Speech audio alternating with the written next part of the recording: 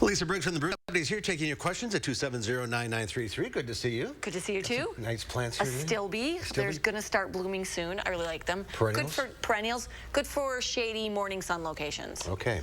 Not like mine. Not like yours. All right, let's go to the phones, and we will start with Rick from Madison. Hi, Rick. What's your question? I'm rearranging my yard a bit, and I have some Asiatic lilies that are flowering now, and I'm just wondering, or assuming that this is probably a bad time to transplant them, wondering when I can safely do that.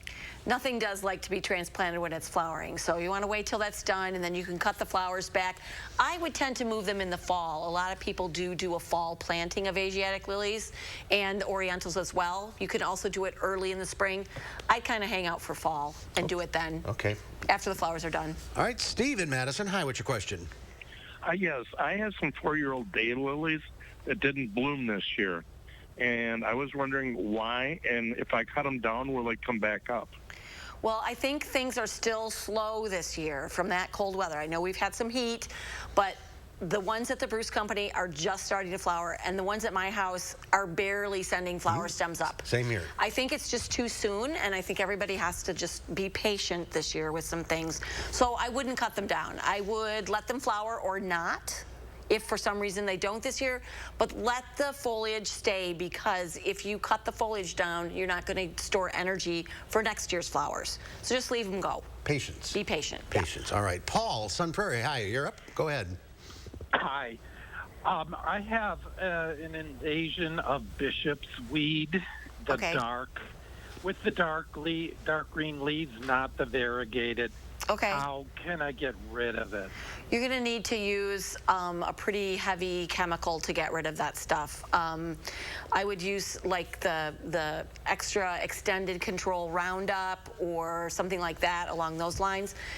You're going to want to spray when it's still. You're going to want to protect other things from the spray, from drift. And you're probably going to need to spray more than once, probably a couple of times. Okay. Let's get to Carol in Middleton. Hi, Carol. Hi, I've got a couple of yellow peonies that had beautiful blossoms on them.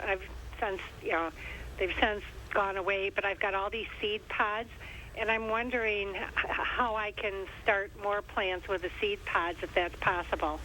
Most of the newer peonies, especially the Ito, which are the yellow ones, they're a cross between a tree peony and an herbaceous peony.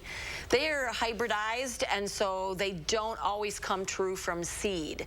And actually letting your peonies go to seed takes a lot of energy out of the plant that you would much rather have it go into the root system to develop strength for more flowers next year. The way to divide peonies is to actually physically divide them. So in September, you can, if your plant is big, you can pull it up and then divide it. Okay. We're out of time. If you're on the line, stay there. Lisa, we'll talk to you off the air. Yep. Good to see you. Good to see you too. See you on Wednesday at 4, right? Yes.